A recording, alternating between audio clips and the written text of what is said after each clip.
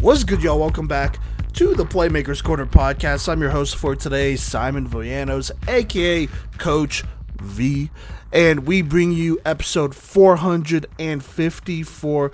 This is your 2025 Week 10 Women's College Flag Football recap. And we have approached the end of the regular season for most teams here as the NAIA gears up towards the national tournament, which, well, not myself, but Cody and Gino and the PMC crew will be at live in Kansas City to go ahead and cover, so that's going to be great here. And then on top of that, we have a lot of championship games here. We have the FCSAA championship between Florida Gateway and Daytona State to talk about real quick here. We have some last games between Milligan, Campbellsville, and Emmanuel to talk about before Milligan and Campbellsville heads to the national championship tournament here.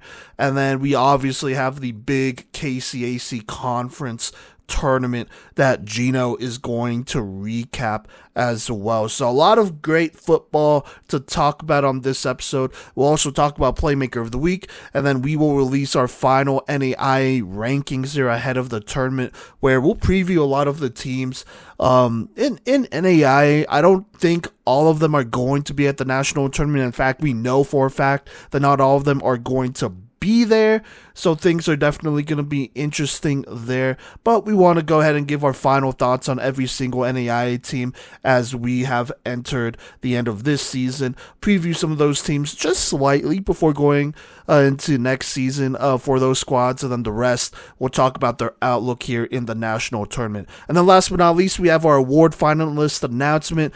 Our polls for our end of the year awards are already up, so we'll talk about that at the end of this episode, talk about all the finalists, how you could vote, and how voting will work, because next week's episode, I believe it'll be 455, will be our end of the year award show, which will be dropping on Monday, May 5th. So a lot to go over here. Probably not going to be the longest episode, but that is okay. We got some great football to talk about, so let's go ahead and hop into it. Starting on April 26th, Saturday, Emmanuel, Campbellsville, and Milligan would all play. Campbellsville and Milligan would both play Emmanuel here. Milligan and Campbellsville playing their last matchup here just a couple weeks ago in a thrilling overtime win. But this went pretty much as expected. Milligan would beat Emmanuel 58-0. That would go ahead and improve the record to 19-2 to end the regular season. That is a program high.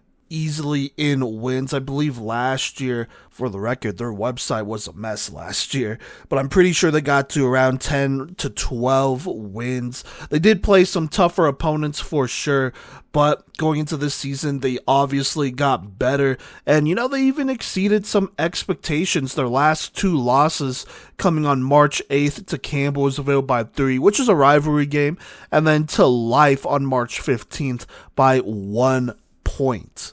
Ever since then, they've been on a hot streak here, beating teams like the Young, William, and Wood squad here. They've also beat Graceland, Siena Heights, and then obviously Campbellsville as well. So Milligan with a great regular season and looking really good. This program is definitely going in the right direction, so you gotta love that if you are Milligan. They end the regular season 19-2 and will be entering the national tournament. For Campbellsville, they would also play Emmanuel, and they would go ahead and take care of them pretty easily here, 40-0. That would go ahead and put them at 10 wins to end the year, which is also improvement compared to where they were last year, where they won, I believe, 9 wins. And that also included, just to be fair, that included the NAIA tournament. So a good spot to be in if you are Campbellsville. They've gotten better every single season, going up in win totals. And so they will end the season at a solid 10-8 here, a winning record for Campbellsville, which I want to say might be the first time that they've had a winning record. Winning record at the end of a regular season, because I do believe for Campbellsville. Last year, they were at 500. So not exactly a winning record, but close. But this year they get there, and that's where they will be as they enter the national tournament here in a couple weeks. All right, now moving on, we're going to go ahead and talk about the FCSAA championship. Not really too much to talk about here. I felt like it went just about as planned, pretty much. And it would be between Florida Gateway and then Daytona State would actually beat Pasco Hernando State College earlier in the day on the 26th, 19-0 to move on to play Florida Gateway. And actually that game was, at least on paper, a little bit closer than their past matchups with Pasco. They beat them 45-0 in the regular season and 27-0 early on as well at the very start of the season. So Daytona State, Florida Gateway. But as expected, Florida Gateway goes ahead and dominates this matchup here for another conference title, or for another title here, I should say. 37-0. Florida Gateway will end the season at 14-3. There are only 3 losses, coming to Thomas, St. Thomas, and then Kaiser by 7 points, which are all contenders in NAIA flag football. So not bad at all by Florida Gateway. This is kind of their standard, though, to have a winning record like this. And honestly, if they were competing with NAIA teams, things would be just a little bit different. So there you go. But Florida Gateway, once more, champions. They will go ahead and I believe they'll enter the national tournament, at least on the junior college level, where they are for sure to be the favorites. For Daytona State, that will unfortunately drop them to 7-7 on the year. Some tough losses to some NAIA teams, as well as, they never beat Florida Gateway. And I believe this might have actually been, well, it wasn't their closest win, but it was close to their closest win. They only lost to them 35-0. This game lost to them 37-0. It is what it is. If you are them, they will be going on to nationals here, and things might get a little bit interesting. I know Heston is technically not a junior college anymore, and some of these other junior college programs out more west are just not as good as Florida Gateway, who's really good. So we'll see what happens at nationals, but like I said, Florida Gateway for sure to be the favorites going in. All right, now let's go ahead and start with the Atlantic East Conference tournament here. Let's start in the semis. We have Centenary versus Eastern. Eastern, the favorite, and Eastern would be the ones who would win this one pretty easily. As expected, I would say 33-0. Kira Green, 7-11, 100 yards, 2 touchdowns. Also, 46 rushing yards and a rushing touchdown. Kyla Massenberg, 27 yards and a rushing touchdown. Also, 2 receptions, 34 yards, and a receiving touchdown. And then Damier Moyet with a 19-yard receiving touchdown. As this Eastern offense played an extremely clean game, I felt here. And then on defense for them, Kyla Massenberg, 6 tackles and a sack that would lead them. But Stephanie White with 2 interceptions. Geiger also had an interception, as this defense for Eastern was popping off and really didn't give Centenary a chance to settle into a rhythm here. And it shows with their stats here. Looking at their stats, Eve Haddad, 1 for 6, -9 yards and 3 interceptions. Jenna Magrino, 1 for 1, but only for a yard. Haddad only had 13 rushing yards. Magrino, 9 rushing yards. Both of them combining for 11 rush attempts, which is just not super productive here in flag. And then receiving-wise, only 2 receptions that went for -8 yards, because one went for -9. So there you go. On defense, Mackenzie Amasteka, 6 tackles that led the team, but no sacks or interceptions from Centenary, as a tough go for them, but definitely something that they could take and learn from, as I believe, if I am not wrong, this is their first season, and they'll be a solid, I believe now, 6-7 after all of that. But definitely a lot to work on here, as they are one of the top teams in the Atlantic East, and they will only get better as they continue to recruit. So there you go. But Eastern punches their ticket to the Atlantic East Championship, where they'll face the winner of Immaculata versus Marymount. Marymount, the big favorite in this one, as they are the 1 seed and undefeated on the year. This being a rematch, actually, of last year's Atlantic East Championship, which obviously had a lot less teams there. And, this game was just not super close here. And actually, really none of their games this season have been super close. Marymount dominates this matchup here, 35-0 to go ahead and put away Immaculata and meet with Eastern in the conference championship, which I kind of feel like was meant to be here.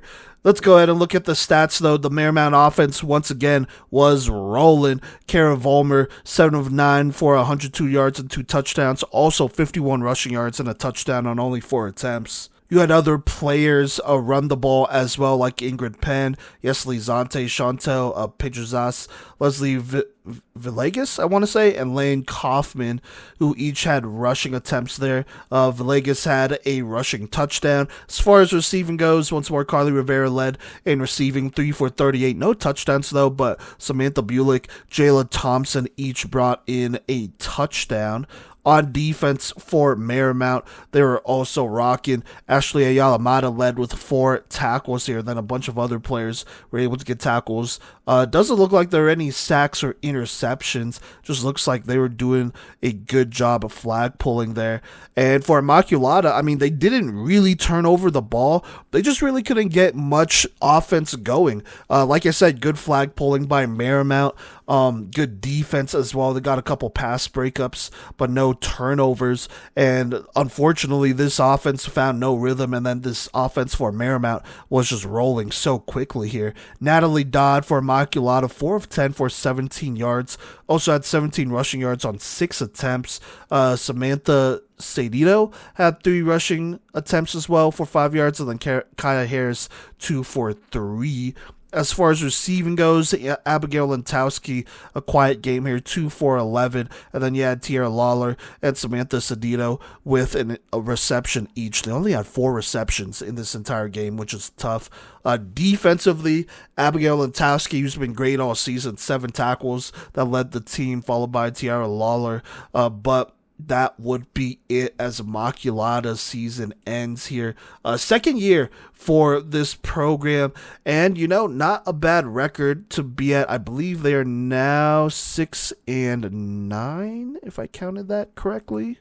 Sorry, just kidding. They are 6-8 here, which, once again, not a bad spot. This is actually their second year, so they're getting better. This is a team that made it to the conference championship, and for them, you gotta feel good about that. Recruiting-wise, it'll be interesting to see what happens going into next year and how much better they could get. So there you go. But that will go ahead and set up the Atlantic East Championship between Marymount and Eastern here. And in the first half, it was a very quiet first half. Not really much going on here. The first Marymount offensive drive would end up fizzling out here. The first Eastern drive would end on the second play, where Kira Green would be intercepted by Samantha Bulick, which would set up a Marymount drive, which would end with Kara Vollmer being intercepted by Stephanie White. And then that would lead to the next Eastern drive. So a kind of a feeling out process here, which you kind of expected.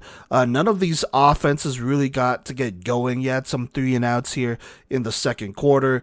Late in the second, or I guess in the middle of the second, Marymount, another drive for Marymount would end with an interception by Damier Moyet from Eastern. But Eastern, unfortunately, just running out of time and not being able to score there. There wasn't a lot of time. They had like 10 seconds here. And it was a big return, but just not able to score in the red zone. So both offenses kind of struggling, feeling each other out. A lot of turnovers to start, and then some, 3-and-outs. But to start the third quarter here, things would kind of be the same. I believe both teams ended up going 3 and out or 4 and out. Eastern would get a big sack to really hurt Marymount's first drive of the third quarter, and that was after Eastern went 3 and out, and they wouldn't do better as they would get I believe a first down here, and then they would go 3 and out. And in fact, that last play for them would actually set them up, Marymount, in a pretty solid spot here where they were only 13 yards out in the red zone here, and it would end with Kara Vollmer on the second play of that drive, finding Samantha Bulick for a 5-yard touchdown at 1 minute and 30 seconds, just about here, to put them up 6-0. The rush attempt on the PAT was no good, but Marymount would take the lead here. Going into the next half, Eastern just not getting anything going. I mean, this Marymount defense is also playing good football as well here, but they would end up getting the ball back to Marymount with about 11 minutes left, and that would lead to a pretty long drive, it felt, which would end with them in the red zone, but they would just not get too much here. They would try to run the ball here in the red zone here as a pass of a roughing the passer play would actually put them in the red zone, and then they would try to run the ball from out 5 yards, and they would be stopped by Eastern, which would be huge.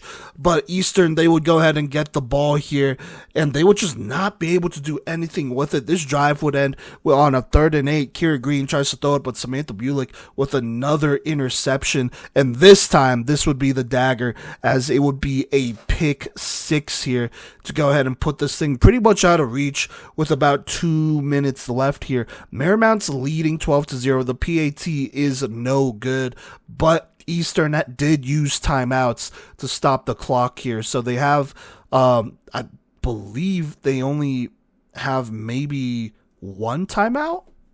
No, sorry, they have 2, but they are at the 2-minute warning, and I mean, this drive does not really bode well. 3 straight incompletions on 4th down. It's basically just a check down, and that would be the game, as Marymount will go ahead and win their 2nd straight title, 12-0 in a hard-fought one. Got to give a lot of credit to Eastern. You know, their defense really allowed them to hang around for quite a bit, but the offense just couldn't find any rhythm here. And I mean, this is just one of those tough games where you got to mentally overcome a lot. And so credit to both of these teams.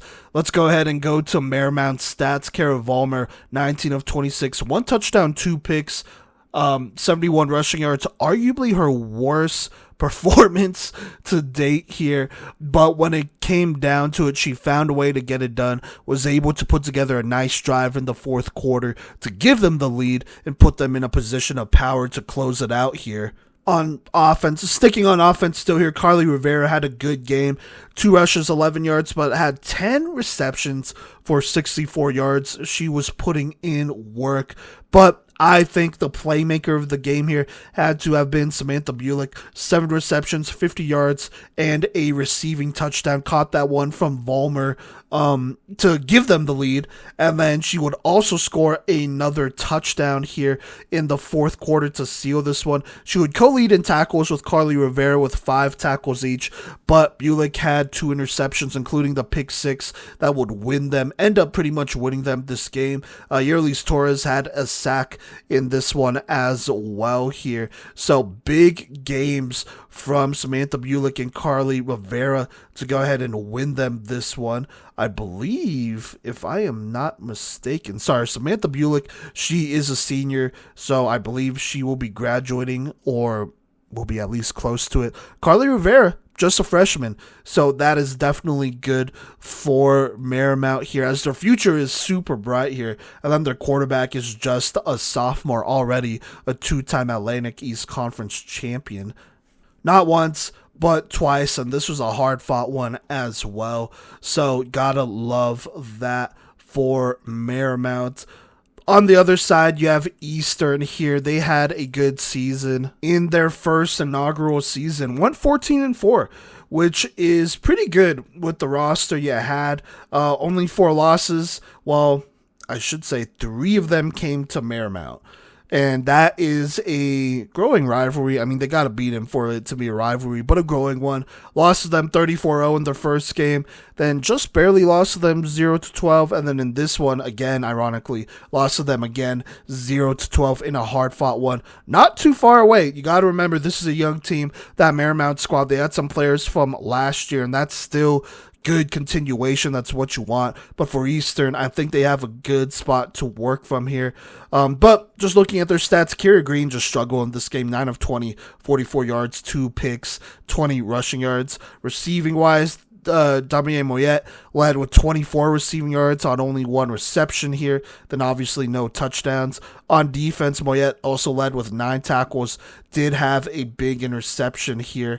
And then Stephanie White also had a big interception, but just couldn't quite cash in for Eastern, which was very unfortunate. I mean, those were big plays that really kept them in this game, and they just couldn't cash in.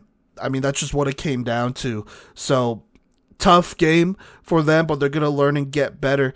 Looking at this team here, they do return a lot, which I think is, I mean, it's obviously really good.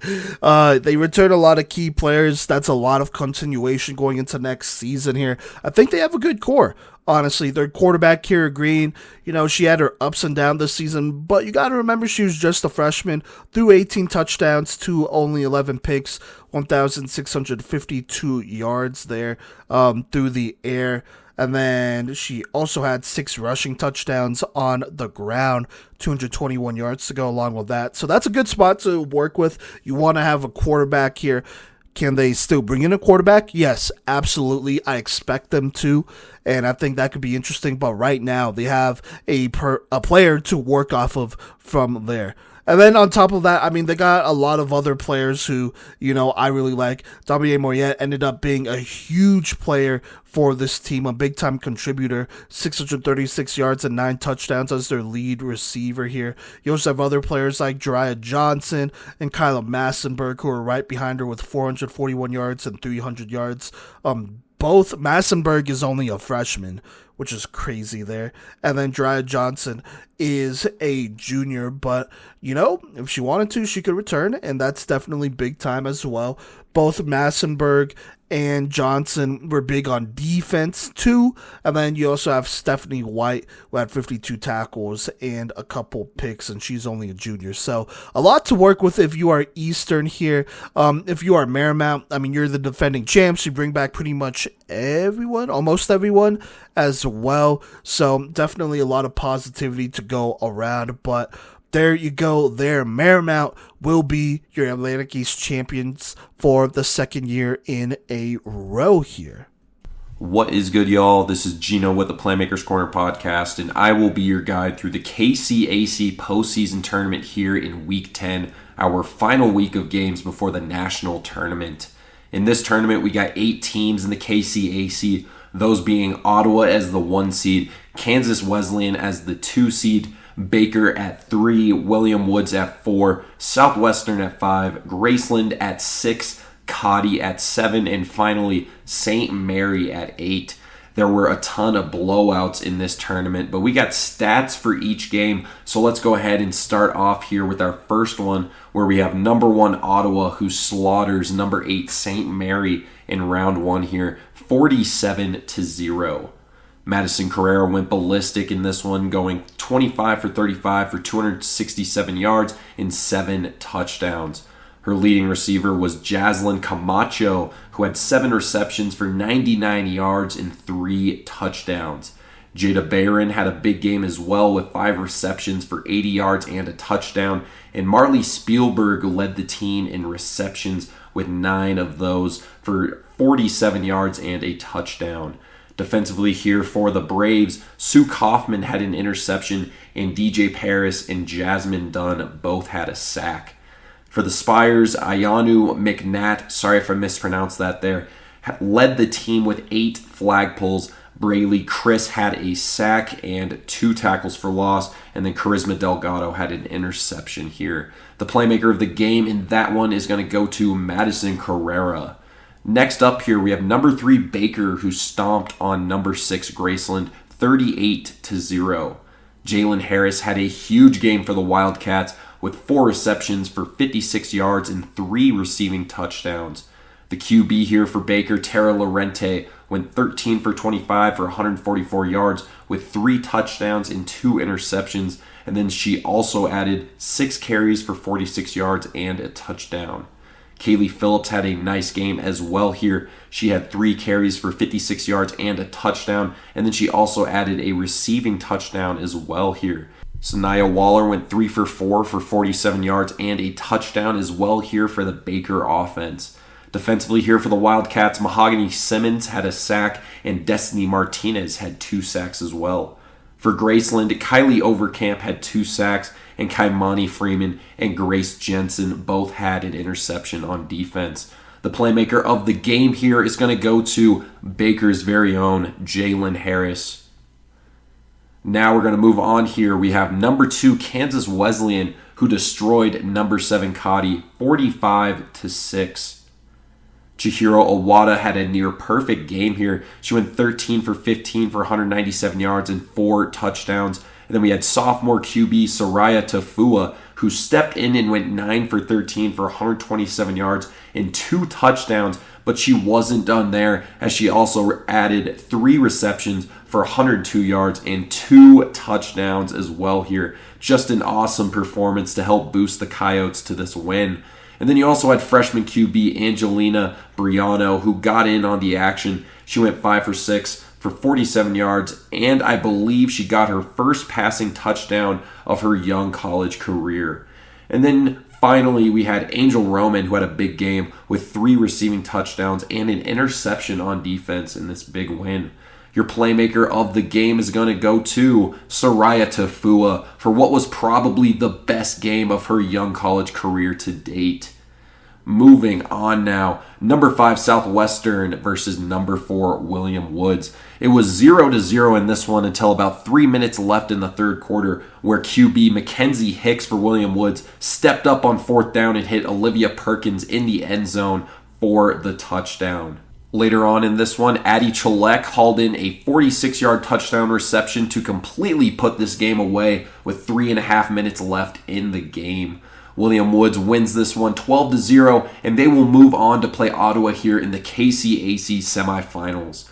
Looking at the box score, it looks like Addie Cholek had 8 receptions for 88 yards and a touchdown, all of which led the team. Mackenzie Hicks went 19 for 32 for 160 yards with 2 touchdowns and 2 interceptions. Defensively, Jaden Jalbert led the team with 8 flag pulls with a tackle for loss and 2 interceptions, so that was a big game for her. Maddie Jones also had an interception, and then Kennedy Van Noy, Olivia Perkins, and Yvonne Brussel all had 1 sack each. For Southwestern, Kennedy Hayes and Olivia Manfrey had an interception on defense. Your playmaker of the game here is going to go to Jaden Jalbert, who led the defense in a super close matchup.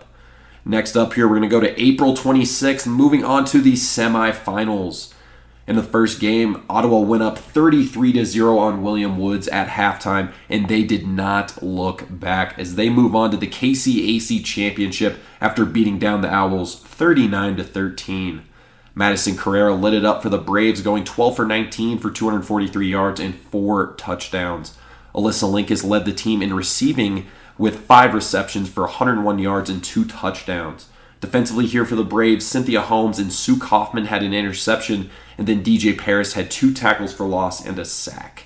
For William Woods, Addie Cholek had 6 receptions for 37 yards and a touchdown, and Maddie Jones caught 5 passes for 20 yards and a touchdown. Defensively here for the Owls, Kennedy Van Noy had an interception. Your playmaker of the game here is going to go to Alyssa Linkus. In our next semifinal matchup to get to see who will play Ottawa in the KCAC championship, we got Baker versus Kansas Wesleyan. Kansas Wesleyan is at the 2 seed and Baker is at the 3 seed. Kansas Wesleyan actually recently beat Baker in a very close game, and this one was just as close, if not closer. It came down all the way to the wire, so we are going to go play by play here and see what happened. Let's start off here in the first quarter. Baker starts off with the ball here, but they would end up going 3 and out, and they would punt with about 10 minutes left here in the first quarter. It is now Kansas Wesleyan ball, first and short near midfield after the punt. The QB, Chihiro Awada, hits Aaliyah Wood on a quick out for a first down across midfield. It will be first and 18. Awada goes to the senior Angel Roman in stride for a big gain, and it will be second and short near the red zone.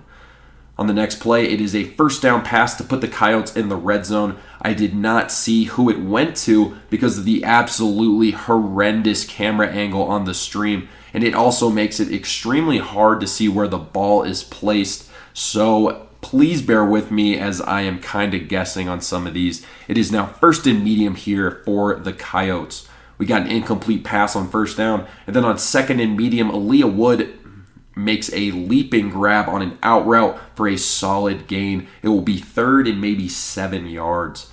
On third down, Awada keeps it up the middle, but her flag is pulled at the last second by Destiny Martinez near the goal line. It will be 4th and 1 here for the Coyotes.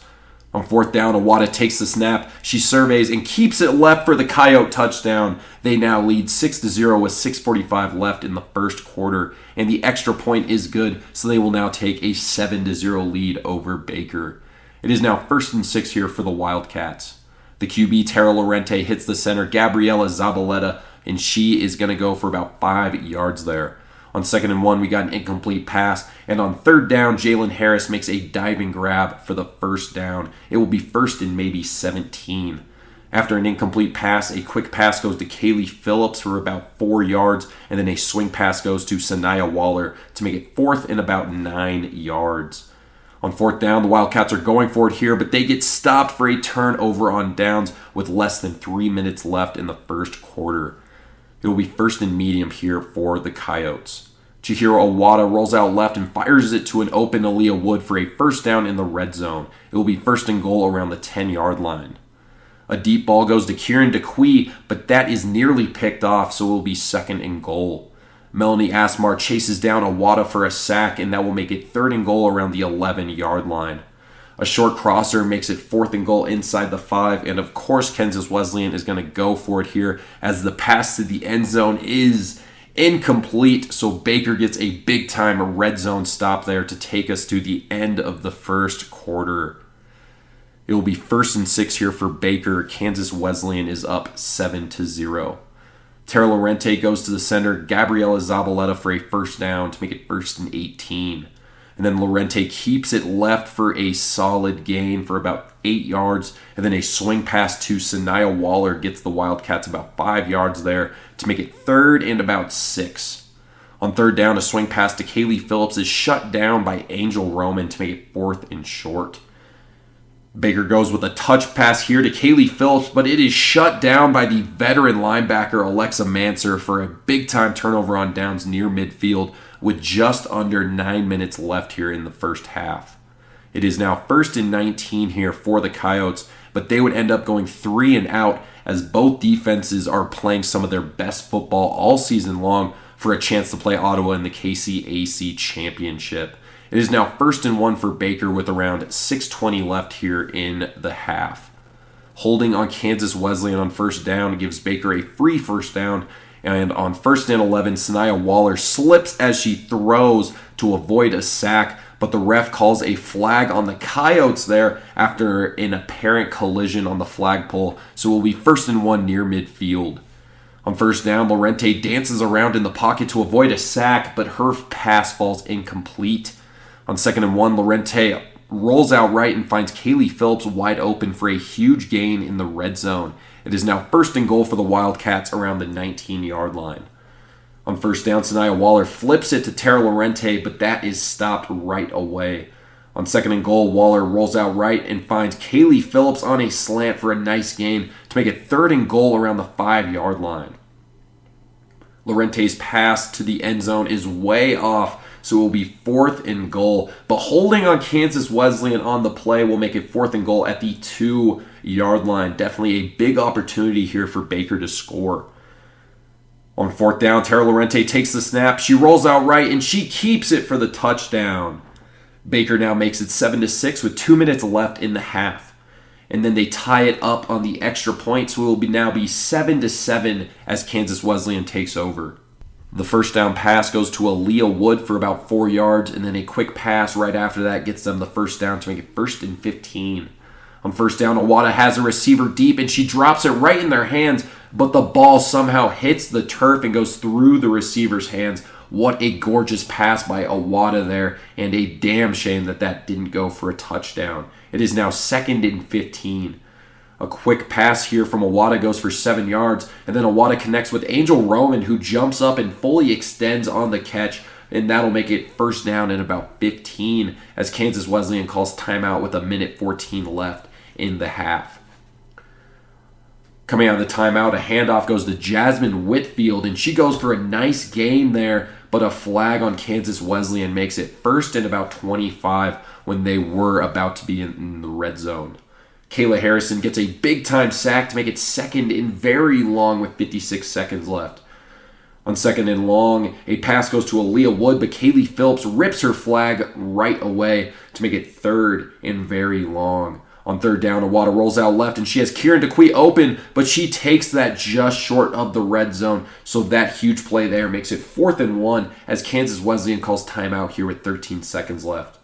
Coming out of the timeout, Kayla Harrison gets a diving flagpole to get the Baker defense yet another 4th down stop, but that would take us to halftime, folks. Baker and Kansas Wesleyan are tied 7-7 here in the semifinal to get to see who will play Ottawa in the KCAC championship. It is Kansas Wesleyan ball here to start us off in the second half, but they would end up going 3 and out as that Baker defense continues to show off here. It is now 1st and about 8 for the Wildcats. A quick pass goes to a receiver who flips it to Jalen Harris, who flips it to Kaylee Phillips for a big-time first down across midfield. It is now 1st and about 5. Ans Diane Rabano gets a diving flagpole as Lorente tried to keep it left to make it 2nd and short. After an incomplete pass, on 3rd down, Lorente is flushed out left, and her pass is batted down by Angel Roman to make it 4th and short. On 4th down, Lorente takes the snap, but it is incomplete on the pass as it was well covered there by Angel Roman, who is definitely the defensive player of the game for the Coyotes, and that will be yet another massive turnover on downs. It is 1st and 19 here for the Coyotes with just over 5 minutes left here in the third quarter.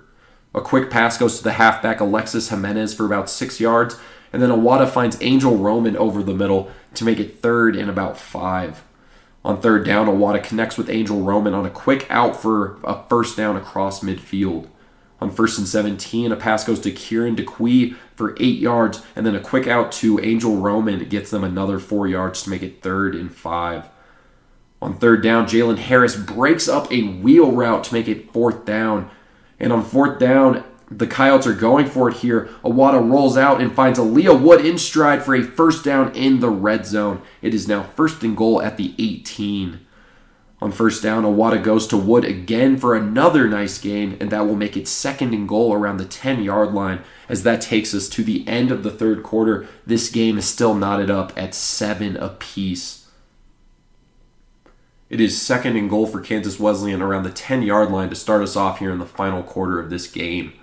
Awada rolls out left and keeps it for the touchdown to give Kansas Wesleyan the lead. They are now leading 13-7. The extra point was no good with about 11:54 left here in the game.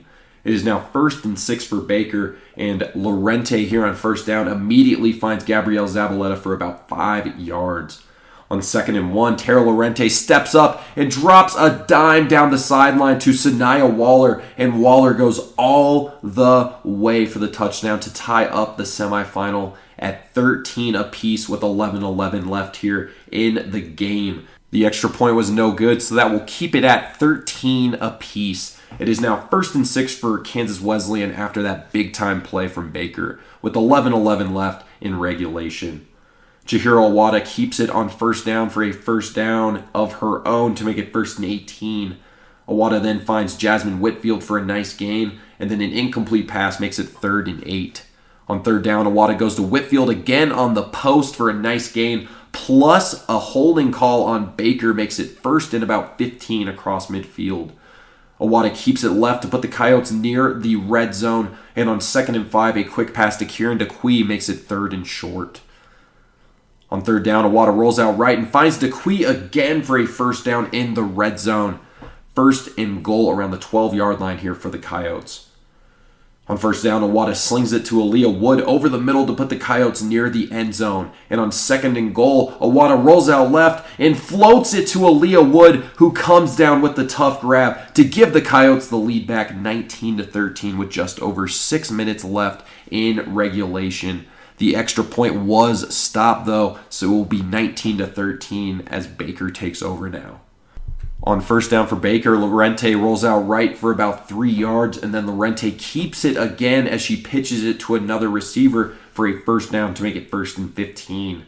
On first down, Lorente hits Kaylee Phillips in stride over the middle for a big gain to make it first down and about 12. On first down, Lorente keeps it once again to put Baker near the red zone as she continues to show off that athleticism. On 2nd and 1, Lorente dances around in the pocket and eventually finds Gabriela Zabaleta, who makes the diving grab for a first down in the red zone. On 1st and 18, a quick pass to Kaylee Phillips, and she extends for another nice gain here to make it 2nd and about 10. On 2nd down, Tara Lorente fakes the pitch, and she keeps it left for the touchdown, and that will tie this semifinal up at 19 with 2 minutes and 8 seconds left here in regulation. On the extra point, Jalen Harris brings it in, and that will give Baker their first lead of the game here, 20-19, with just over 2 minutes left here. It is now 1st and 6 for Kansas Wesleyan, and they have to score here. On first down, Awada goes to Angel Roman on a short crosser for 4 yards, and she gets out of bounds. On 2nd and 1, a pass is nearly picked off to make it 3rd and 2. And then on 3rd down, Destiny Martinez breaks up a pass, but she ran into the receiver there, so that penalty will give the Coyotes a free first down.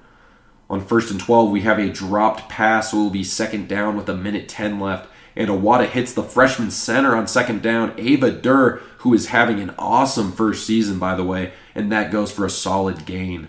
On 3rd and 5, Awada keeps it left, but she is just short of the first, and her flag was pulled right before going out of bounds as well, so it will be 4th and 1 with the clock dwindling under a minute left. On 4th down, Awada connects with Aaliyah Wood for the big-time first down across midfield, and Kansas Wesleyan will keep rolling here as they call timeout with 39 seconds left in the game. Coming out of the timeout, Awada takes the snap, and she keeps it for about 7 yards to make it 2nd and about 8, and Kansas Wesleyan will be forced to call yet another timeout here with 36 seconds left. Coming out of the timeout, Awada has DeQuee in the end zone, but the pass is just out of reach there, so it will be 3rd down with 23 seconds left here.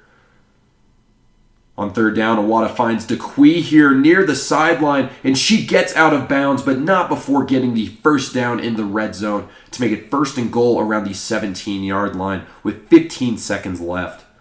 On 1st down, Awada finds Aaliyah Wood on an out route, and she makes the tough grab for about 8 yards to make it 3rd and goal around the 7-yard line with 10 seconds left.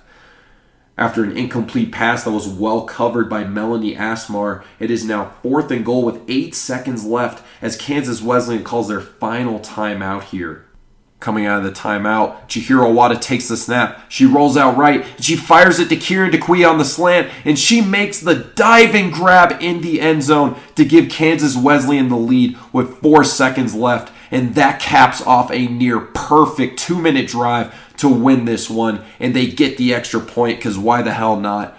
Kansas Wesleyan wins this game 26-20 on a last-second touchdown connection from Chihiro Awada and Kieran DeQuee. And speaking of DeQuee, she is going to be your playmaker of the game for that clutch playmaking on that final 2-minute drive there. Kansas Wesleyan will now move on to play Ottawa in the 2025 KCAC Flag Football Championship coming up next here in this KCAC tournament recap. All right, folks, it is now time to see what happened in the KCAC Championship in 2025 between the 2-seeded Kansas Wesleyan Coyotes against the number 1 seeded and 4-time KCAC champion Ottawa Braves. These two squads have now faced 3 different times this season, with the Braves coming out on top in each of those matchups. This is now the fourth time these teams will play, and Kansas Wesleyan is definitely hungry for a win. But let's not waste any more time, folks, and jump right into this championship recap. Kansas Wesleyan will start off with the ball here, 1st and 6. On first down, a check down goes to Angel Roman for 5 yards, and then Awada and Roman connect again on the next play for a first down to make it 1st and 10. A pass behind the receiver is nearly picked off by Jacani Washington, and on second down, Awada fakes a handoff, and she keeps it for 8 yards to make it 3rd and 2 near midfield. On third down, Awada has Jasmine Whitfield, who got open pretty easily there on the quick out, and that will be a first down across midfield. On first down, Awada flips it to the freshman Nija Green on the jet touch pass, and she gets the Coyotes near the red zone there for a big gain to make it 2nd and 2. On second down, Awada's pass for Aaliyah Wood is just out of reach, and on 3rd and 2, Awada fires it to Aaliyah Wood once again for the first down in the red zone. It'll be 1st and goal at the 16-yard line here for the Coyotes. After an incomplete pass that was well covered by Talia McInnes, Chihiro Awada rolls out left here on second down and lobs a perfect ball to Angel Roman, who leaps up and makes the grab for the touchdown. It is now 6-0 with 5:59 left here in the first quarter. And then the Coyotes convert the extra point, but a penalty brings them back 10 yards, so they will then try it again. And then Ottawa gets called for holding on the next play, so Kansas Wesleyan will now go back to where they started here to try once again for the extra point. And then Awada fakes the handoff and finds the receiver here on the extra point. It is now 7-0. Kansas Wesleyan takes an early lead over Ottawa. It is now 1st and 6 here for the Braves. The Kansas Wesleyan defense is starting off hot here as Layla Casillan tracks down Madison Carrera for a sack.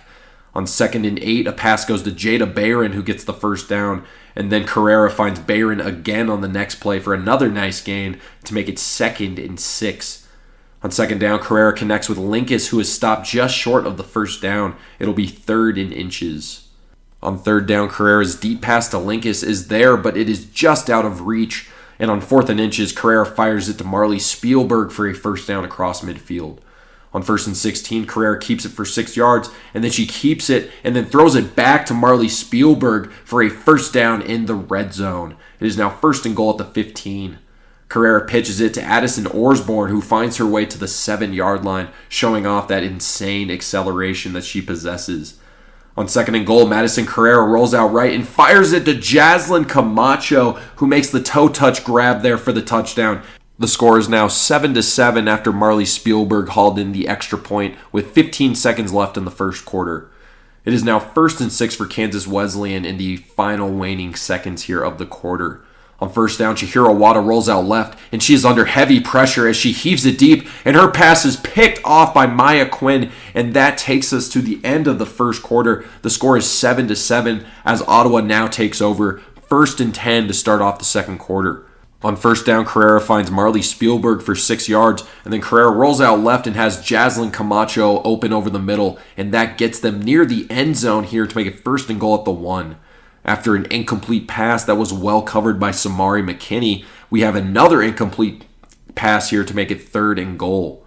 On third down, Madison Carrera fires it to Alyssa Linkus for the touchdown, and that'll give the Braves their first lead of the game here. After they get the extra point, it is 14-7 with 9:06 left in the first half. It is now 1st and 6 here for Kansas Wesleyan. The center, Ava Durr, gets a grab here for 5 yards, and then Awada rolls out left on second down and keeps it for a first down to make it 1st and 13. After an incomplete pass, Awada fires it to Roman for about 8 yards, and on 3rd and 5, Awada hits Ava Durr under heavy pressure for a first down across midfield. On 1st and 19, Sue Kaufman tracks down Awada on the scramble to make it 2nd and 14, and then Awada has Aaliyah Wood in the end zone, but it is just overthrown there. On 3rd and long, Awada has Kieran DeQuee in stride, and she gets them the first down in the red zone as Kansas Wesleyan continues to roll here. On 1st and goal at the 16, Awada finds Nija Green for 6 yards, and then pass interference on Ottawa on the next play makes it 1st and goal at the 4-yard line.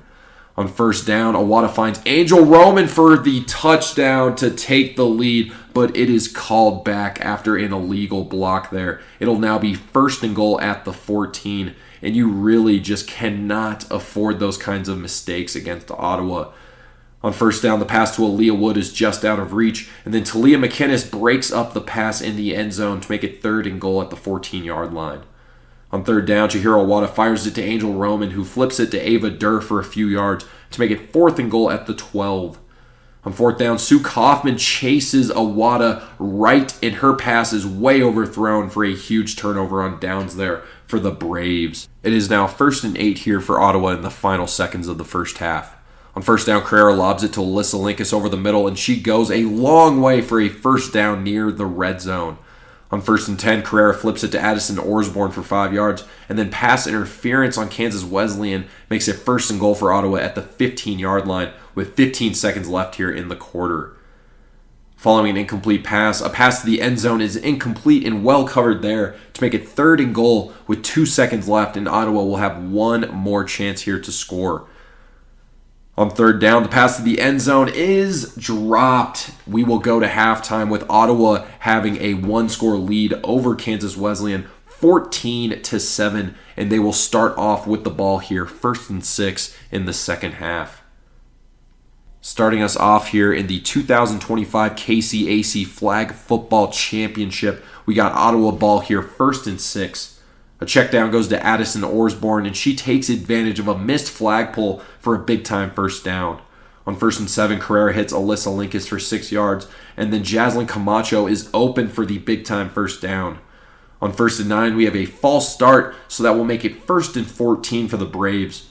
Carrera fires it to Jaslyn Camacho for 7 yards, and on 2nd and 7, Madison Carrera launches a perfect pass to Marley Spielberg, who takes it in for the touchdown. Ottawa now takes a 2-score lead after they get the extra point. It is now 21-7 with 8:57 left here in the third quarter.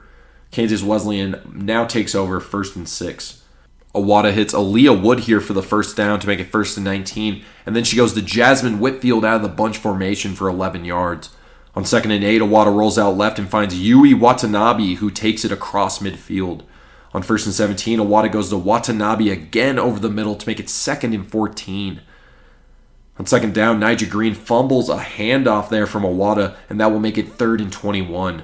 Sue Kaufman tracks down Angel Roman on the handoff for a big loss in the next play, and that will make it 4th and about 28, so the Coyotes will be forced to punt here with 4:46 left in the quarter. It is now 1st and 1 for Ottawa. Madison Carrera hits Alyssa Linkus for a huge gain to make it 1st and 10, and then Carrera goes to Tatiana Dos Santos for 8 yards to make it 2nd and 2. On 2nd down, Carrera fires it to Jaslyn Camacho, and she uses that agility to go all the way for the touchdown, and that makes it 28-7 after the extra point with 3 minutes left in the third quarter, and that is where we're going to cut off this recap. Later on in the game, Awada would get a rushing touchdown for Kansas Wesleyan with about 1:26 left in the fourth quarter. But Ottawa is your 2025 KCAC champions for the 5th year in a row as they beat Kansas Wesleyan 28-13. Your playmaker of the game and playmaker of the tournament is going to go to Madison Carrera. She had a damn near perfect game. She went 26 for 32 for 319 yards with 4 touchdowns and no turnovers in this championship win here for Ottawa. And that, folks, will wrap things up here in this 2025 KCAC tournament recap. This is Gino with the Playmakers Corner podcast, and I want to thank you all for listening, and I will see you all next week for the national tournament recaps. Peace out. All right, now thank you, Gino, for that. Let's go ahead and talk about our Playmaker of the Week for Week 10 from Code Red Coaching. Make sure you find Code Red Coaching at coderedcoaching.com or call 720-979-1914 to learn more today. That's coderedcoaching.com or call 720-979-1914 today. And they bring you your most recent Playmaker of the Week and one of the last ones that we'll be doing until the national tournament, obviously, here. And, you know, per tradition, we usually go with a Playmaker from a conference tournament, either Sun or KCAC, and usually they're separate. And so this week, I think the Code Red Coaching Playmaker of the Week has to be the quarterback from Ottawa, Madison Carrera. These were her stats through the 3 games that took her and her team to the KCAC conference title and winning that title against the University of St. Mary. In the first round, she threw for 262 passing yards, 7 passing touchdowns. After that, they would go ahead and play William Woods here, where she would throw for 243 passing yards, 4 touchdowns, and have a rushing touchdown. And then finally, against Kansas Wesleyan in the KCAC Conference Championship, threw for 319 yards and 4 touchdowns in a very dominant effort here, making it look effortless, but she'll go down as a legend, and that is what legends do. So there you go there. That is your Week 10 Playmaker of the Week, Ottawa's quarterback, Madison Carrera.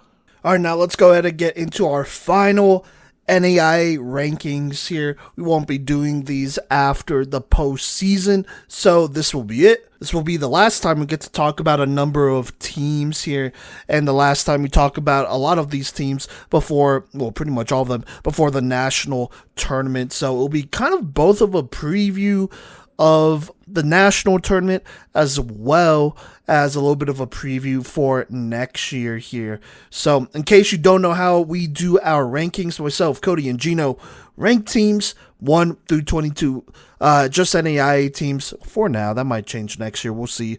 But we rank all these teams 1 through 22. Each of us have like different opinions mostly, or we view teams differently. So if a team is ranked at number 1, they receive 22 points, 221, 320, and so on and so on. I then add up all of the points that each team has received from the 3 of us, and then that's how you get the rankings that you get. That's how I average all of them out. So there you go. Now, let's go ahead and talk about the rankings from Week 8, the last time we did it since we skipped Week 9 last week. At 22 was Bethel, 21 St. Mary, 20 Point. We had a tie at 18 between Life and Cotty, then 17 was Reinhardt, 16 Florida Memorial, a tie at 14 between Southwestern and Campbellsville, 13 Siena Heights, 12 Graceland, 11 Midland, 10 William Woods, 9 Weber. Tied at 7 was Milligan and Baker, 6 Kansas Wesleyan, 5 Warner, 4 St. Thomas, 3 Kaiser, 2 Thomas, and at number 1 is Ottawa. Now, looking at our rankings for this final week, or after the final week of the regular season, which does include the 2 big postseason tournaments for the KCAC and the Sun Conference, this is what we got. So let's go ahead and start at 22. A lot of the same teams did not move up or down, some minor differences here, but like I said, we're previewing for next year as well. Now at 22 is Bethel. I think all of us ranked them last here. This is what Gino has to say. Bethel has a long way to go before they make any noise in the NAIA flag football scene, but maybe we can see a Graceland type leap from them next season, which I would have to agree with. Cody says this team needs a lot heading into next season, but a quarterback and a go-to receiver should be on the docket, as their premier player this year was a linebacker. And yeah, I got to agree with that. I think the big thing with Bethel is that they played games this season. More than before. I know they had to still forfeit a couple games, but, they still played games this season. They have a core they're working with. It seems like they have their coach, and she has already hit the recruiting trail, as I believe they have recruited another quarterback at least. At the time I'm recording this, on the 27th, I believe they have. And so Bethel, they're putting in work. We'll see if they can take a Graceland type leap going into next year. Now at number 21 here is St. Mary, who stays right here. Myself and Gino both ranked them here at 21. Cody actually had them at 20. But this is what Gino had to say about St. Mary. This season was definitely a step back for the Spires, with only 1 win against an NAIA program this season. They really need to address the quarterback position sooner rather than later if they want to avoid the same fate next year. Cody had to say brutal. Nationals is right next door, but they would not be going there to compete. They need more players at every position, and unless there's a showcase to recruit, the trip would not be worth it. And yeah, I gotta agree, St. Mary was a little disappointing this year. Even then, let me just go ahead and look at the preseason rankings. We had St. Mary at 20, and they still find a way to drop here to 21, second worst among NAIA teams in the country. And, they have a lot to work on. You know, the quarterback position is worse without Cheyenne Brooks, and I feel like that showed as life got better this season, I believe, compared to last season. And then St. Mary got significantly worse. And then you need playmakers, you need a defense, play calling. Was fine, I guess, but the lack of talent depth there is definitely something that we can all see. So for them to be competitive, we'll have to see what happens. I mean, everyone has to get better on the roster, and then maybe they could bring in some more players here. But right now, they're in a pretty rough spot. Now, at 20 is Reinhardt here. Despite kind of ending the season on a high note, they have fired their head coach, Tyrone Poole. So they will be on their third head coach in 3 years next season.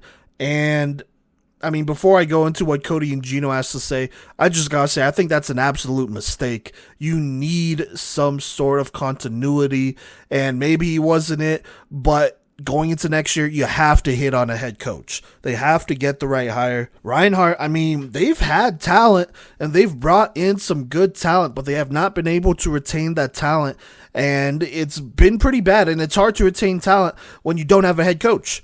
And right now, they don't. And unfortunately, that instability is going to affect the entire program. And that's why they're here at 20. Not quite St. Mary Bethel level yet here, but I don't think it's crazy to say that even Bethel is going in the right direction here, in a better direction than Reinhardt right now, who is looking like they're going in the opposite. Now, this is what Gino had to say about them. Outside of that win over Life, Reinhardt definitely struggled after losing so much talent from last season. They still have a good amount of athletes, though, and I wouldn't be surprised if they take a big leap in 2026. I think Gino is also forgetting that they're losing their head coach, though. Cody had this to say about Reinhardt. Hitting reset again this soon is so brutal, and this team has no identity or direction. Yikes. And yeah, gotta agree there. You gotta figure it out. That's it. They're also playing Sun Conference opponents, so that's not easy either. And if they don't, then they're just going to continue to get beat. Now at 19 is Point, who does move up a spot compared to Week 8. This is what Gino had to say about Point. With one NAIA win to their names this season, I would say there really wasn't much progress made for the squad in their second year as a program. They will be around the bottom of the Sun Conference for a while unless they really ramp up their recruiting for 2026. Cody had this to say about Point. He said, this team just needs more players, period. There's a lot to be done to develop this program, but banking a few wins and playing tough against some NAIA schools could be a foundation. If they're going to nationals, it might not look good, so I just look towards next season. Right now with Point, I think they have enough players. They're just a young team. I know they have a couple of vets from Florida Gateway, but going into next year, I mean, I don't think they need to have a crazy recruiting class, but they need to have a leap from this group of players that they have right now. I think they have a good group. They got some talent. I got to watch them a couple times this season. I think they flashed it, but they gotta grow up, mature a little bit more as players, and play 4 full quarters. I like what they have over there. I think they did a good job getting those Florida Gateway transfers, and they're going to be really good, but they need the quarterback to play better, and then the defense all around needs to play better. So there you go. But I do think they're going in the right direction. Just give it some time, right? They play in a tough conference. They played some non-NAIA teams and they beat them, and that's good, but most of them are younger than them. So that is kind of a non-starter right there. But for them to really compete against NAIA teams, the most experienced women's college flag teams in the country, they gotta hope for a jump here in the offseason, which they could hit. Now, we have a tie here. At 17 is Florida Memorial and Cotty. FMU does slightly move down a spot here, and then Cotty pretty much stays right here. Let's start with Cotty.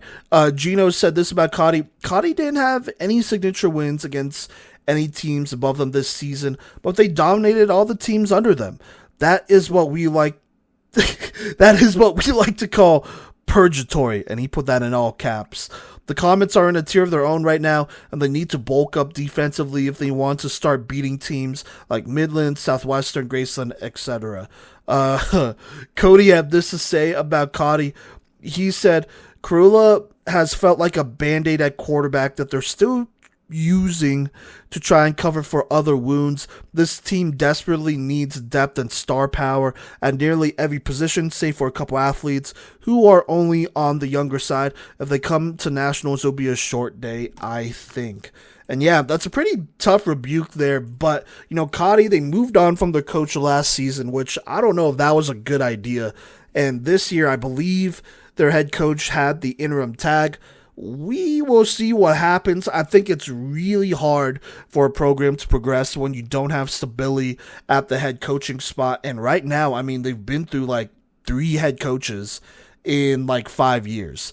And that's not good. It's not 3 for 3 like what Reinhardt will be this next season. But 3 and 5 is pretty tough here.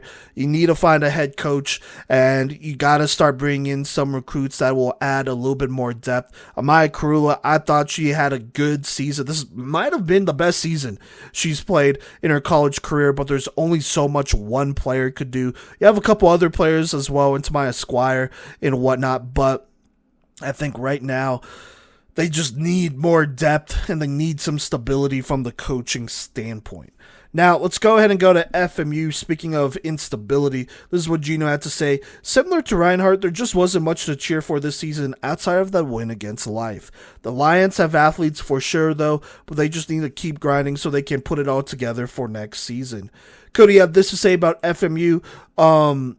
This is what he had to say. This team pulled out some close wins, but still have a bevy of questionable moves as a program. I'm not sure what the ceiling of this program can be with some administrative moves that have taken place over the past couple years, but there's some bright spots on the roster to build around, which is nice for next season, I suppose. Yeah, right now, their coach, I don't know if he's going to stick around, and I am a pretty firm believer, and I think most coaches around the country are, having talked to a couple, that it is extremely difficult to do both boys football and girls flag at the same time. If you're a serious program, you have to commit. And I don't think they're committed.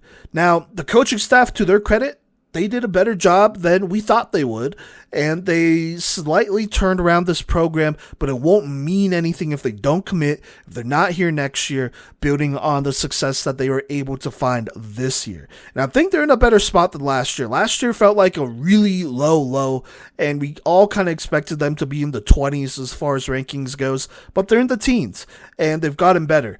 Unfortunately, that does come at the cost of a couple of seniors who have spent their years at FMU and their careers were just wasted despite them having some good talent over there. Just being straight up honest, this team should be better than what they are, and I'm just going to be honest, if they kept Jonathan Alvarez, they probably would have been.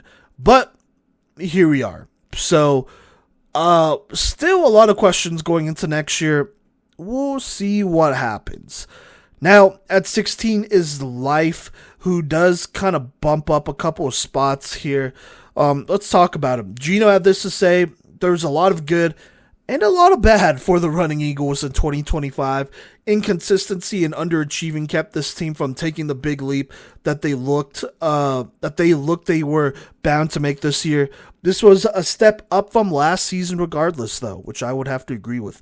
Cody had this to say about Life. This team down the stretch has such issues closing games, and losing to Reinhardt just gets worse the more I look at it. I really think this team needs to go to nationals for experience and lessons to learn for next season, because the talent and upside is there. This team needs to be challenged and then needs to rise to said challenge more. And yeah, I gotta agree with that. I think we were really high on them in the preseason. I think they made a lot of moves on paper that looked really good. They brought in a number of transfers who I think played at a pretty realistic level. There are upgrades who they had over who they had last year. Cheyenne Brooks has kind of stabilized that quarterback position a bit more here. And then they did get a key receiver who has been a great athlete for them all season long in Deshae Branham. But, this team is young. Cheyenne Brooks on the season, she had 31 touchdowns and 2,374 yards, but she also had 15 interceptions and threw with a 58% completion percentage, which is not bad. I mean, it's fine, but there are some tough games where she was just off the mark. She's going to get better. Her confidence is going to build. And this team is going to go as she gets better because the quarterback position is that important. As far as receiving goes, Shea Brandon, I mean, she was your number one with 891 yards and 13 touchdowns. Really formed something good there. Altiera Gooch, I think there were games where she probably could have got the ball more. Only 29 receptions on the year, but 565 receiving yards and 9 touchdowns with 29 receptions. So if you are live, you're continuing to look to build a little bit more depth here. If I were them, I would like to recruit a little bit more, get some depth that'll take a little bit more pressure off of your star receivers. And then the defense has to get better, for sure. They got to get better. The rushing attack is not as great as it could be, but maybe it's just in comparison to the Sun Conference. Either way, they did not take the leap that we thought they would in the preseason, but they did get better. So there you go. They're a young team. We'll see what happens. I agree with Cody. They should be at nationals because it will make them a better team going against better opponents and whatnot. That way they could take more away from those great teams. But you know what? We'll just have to see what happens. Now at 15 is Campbellsville, who does slide a spot here. They did lose in overtime, a tough one, to Milligan, which is why they slide a spot. Gino had this to say about Campbellsville. Despite the lowest ranking, the Tigers made a ton of progress in 2025, including a big-time win over Milligan earlier in the year. They are much more efficient on both sides of the ball, and they have plenty of playmakers over there. Agreed. Cody had this to say about Campbellsville. That double OT win would have been absolutely massive, but the QB situation seems to only get murkier as Scott had herself a great game coming back from injury. Amani Scott, that is. We will see how they roll in nationals, but I think they'd be fortunate to make a run at a silver bracket of some kind if it were a thing. And we have no idea what the structure of nationals is looking like a week out. So that is that, but hopefully we will this week.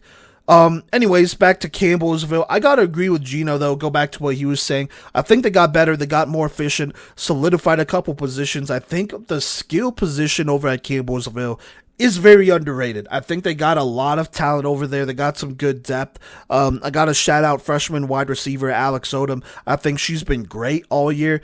In the next couple of years, she's going to be a key player for Campbellsville, no doubt about it. Presley Payne did her thing. J.C. Harper did her thing as well, which we knew they would. You had the Beecher sisters and Angie and Annalise do their thing. I think they each got better, in my opinion, which is good.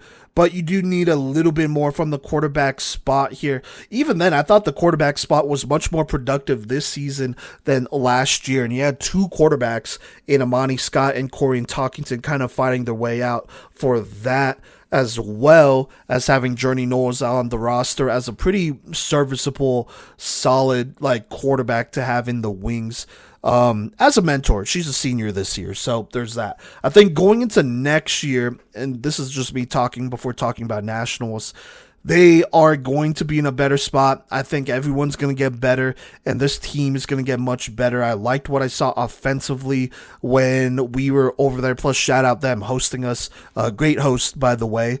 Can't thank them enough for that. But offensively, I think they looked better. And there were games this season where that offense was clicking and they were super productive and looked like a top offense in the country. But at the same time, because they're so young at quarterback, they also look like a team that wasn't super productive at times. And so I think both of those freshman quarterbacks are going to get better if they bring in another quarterback going into next year, which I think they might because Journey Knowles will be graduating. That could get interesting, but it's going to be key for those two quarterbacks to get better, for this team to continue to get better. All around, I like the defense. I think they got some key pickups in Rashia Minix, who was great this year, and a couple other defensive players who've been great as well. Like I said, it just comes down to the offense and playing consistently here. And so with that being said, going to nationals, the key to success is being consistent. If they could get hot at the right moment, I agree with Cody, they could make a nice run at the silver bracket or even just win some games at nationals, which will be good for them. Campbellsville is a prime example of a team who's been to nationals and has gotten better as they've faced good teams and has gained confidence, something that I think life also needs to do. So there you go. Now, speaking of a young team, let's go ahead and move on to Southwestern here at 14, who pretty much stays right here. I mean, the next 6 teams have been the same as week 8, but let's go to Gino here talking about Southwestern. It was the Dooley Solis show in 2024, but this year they managed to be a top 4 seed in the KCAC tournament despite having a new freshman quarterback in Kennedy Hayes and a few other key newcomers like Mary Jones and Olivia Manfrey. They just need more depth on the roster and they'll be even scarier. Cody had this to say about Southwestern. This squad played a close one to end the regular season, but depth might just be an issue at nationals. There's a ton of potential on this roster, but you have to be worried about a squad who lost one of their best talents of the offseason, potentially losing more if they can't provide, if they can't provide better rest. And yeah, talking about Southwestern, I'm just going to assume they keep everyone and they don't have another massive departure like Miranda Dooley from last year.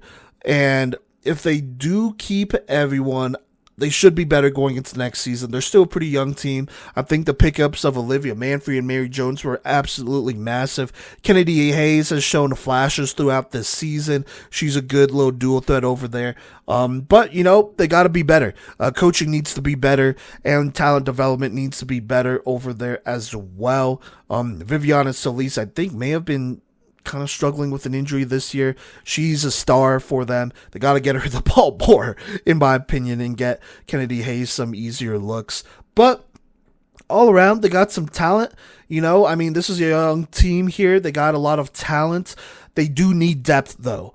And on top of that, they need to have their young team get better going into next year for them to improve. And they got to retain that core as well. I'm putting that out there because, like I said, I think the transfer of Miranda Dooley was a big shocker here. And if they were to suffer another transfer, I don't know if this team is going to get much better going into next season. Now, they hopefully will be at nationals. They should be at nationals. I think that would be good for them to play against some really good squads over there, especially because it is much closer this year. And, it's a good opportunity for them. I think their young core needs to see what the best of the best looks like around the country for them to get better and see what they got to really work on here. They did not play any they did not play any Sun Conference teams, and so this will be a good opportunity, and I still think they haven't, so there you go. Now at 13 is Siena Heights, who stays right here, the first-year program. This is what Gino had to say. This was a fantastic first year for the Siena Heights program. They had signature wins over Campbellsville and Graceland, and that's with them having to adjust at their quarterback position. They could definitely give some teams some trouble in the national tournament. Cody had this to say about Siena Heights. He said injuries made the season brutal, but I think they still plan on nationals and getting experience for these young players. And with a win over Campbellsville, they might upset someone, but not all the way for podium placement, I don't think. And yeah, I gotta agree with that. This young team showed a lot of grit this season. They had to make some changes at quarterback. Going into next year, it's pretty much a guarantee that they get better now that they will, ideally have the 2 quarterbacks that they were hoping to roll out with next year. But even on top of that, Sophia Panico, she played a lot this season. Going into next year, hopefully she takes a step forward and could maybe even compete to start. We'll see what happens, but I know Siena Heights has done some nice recruiting here, getting some key players. Really excited about this team's future, and I thought they were very well coached this year, working with what they had as well. So there you go. Now at 11 is Midland. Interesting enough, did not play in the KCAC tournament this year. It looked like they decided to play in a game against some all-stars from Nebraska, which I think is good culturally for that state and for them. But Definitely a little interesting seeing them not playing the KCAC tournament. So that is that. But let's go to Gino here. This is what he had to say. Definitely a down year for the Warriors. Inconsistent play on offense and underachieving defense kept the squad from reaching their full potential. I don't expect much from them in the national tournament, especially after missing the KCAC tournament for some reason. Like I said, they had something else going on, so they decided to not play. This is what Cody had to say.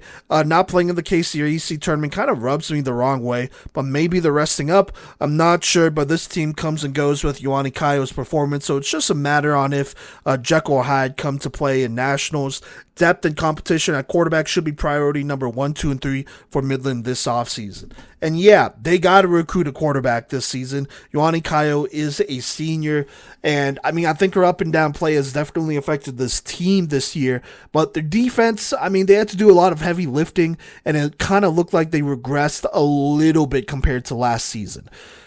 So that's tough. But, this Midland team, they got to figure out an answer at quarterback. You can't be a top team in the country without that. So we will see what happens with Midland. We'll see what happens when they go to nationals.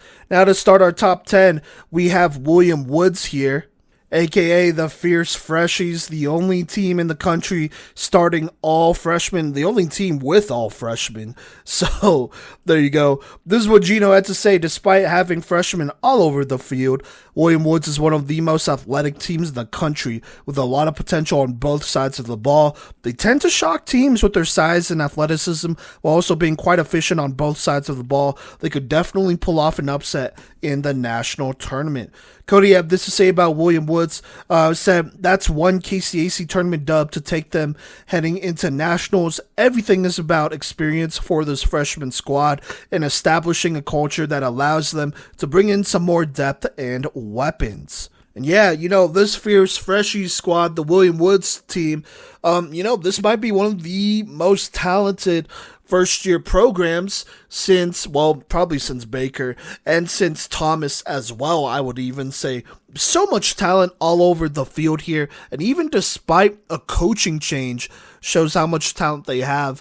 We'll see what happens at the coaching position, but I like the head coach they have right now. I like the core that they have right now. And this group is only going to get better. I kind of feel like this team right now is they're pretty deep for the most part, but, it never hurts upgrading some positions, adding more players. So, to prevent fatigue and all that great stuff here, just to get better, right? You don't want everyone, or not everyone, but the majority of your players playing both ways. And so that's going to go a long way for William Woods to hit the recruiting trail this season. I think they have a good reputation and something to work with the crew that they have over there. Now, going into nationals, I think this is where it gets interesting.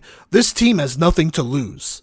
Regardless of what happens at nationals, this group will have 3 more years. And that's crazy to think about because, this group is just getting started, and already they're playing better than teams that have been around for years and years. They got a quarterback in Mackenzie Hicks. They have a bona fide star in Yvonne Brussel, excuse me. They have Addie Schillick, who's been great both ways. Super underrated, in my opinion.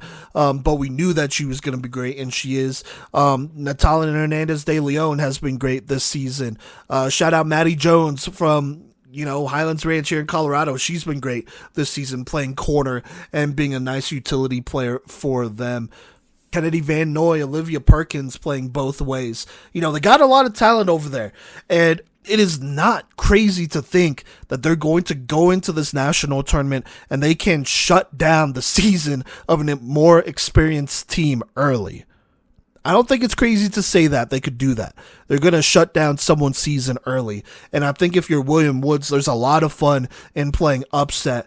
And like I said, they got the least amount to lose going into this national tournament here, and teams should be afraid of them. So there you go. Now at 9 is Weber here. They stay right here. This is what Gino had to say about Weber.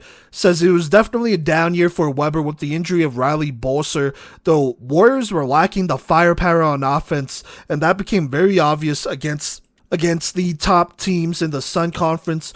I have a ton of respect for Coach Molesky and company, but the national tournament will be quite tough for them if they don't play their best football of the season. Cody had this to say about Weber.